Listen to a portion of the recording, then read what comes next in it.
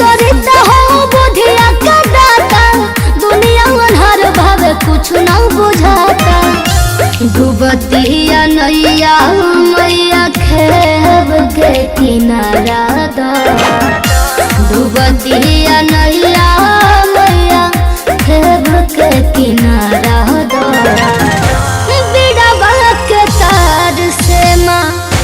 हमके सहारा दो बिना बात के तार से माँ हमके सहारा दो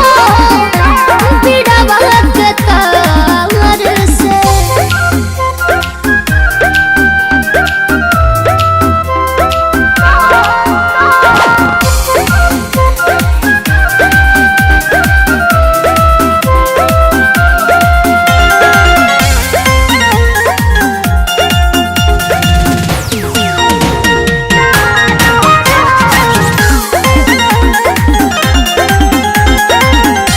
पढ़नी न लिखनी माई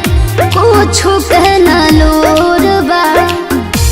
तू ही बताओ हम कहवन कसूर बा हे माई पढ़नी न लिखनी माई कुछ कहना लोर बा तू ही बताओ हम कहवन कसूर बा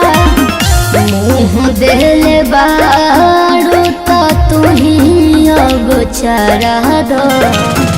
मुँह देले बारू तो तुही अब चारा दो बिना बात के तार से माँ हमके सहारा दो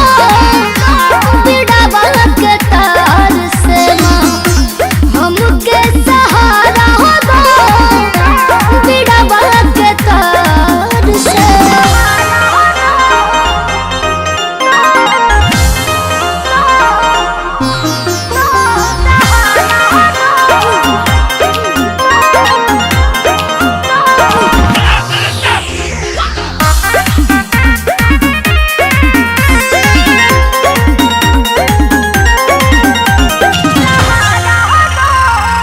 कृष्ण बेदर्दी शिल्पी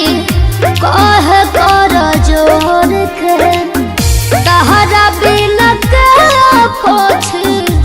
अखिया के लोर के कृष्ण बेदर्दी शिल्पी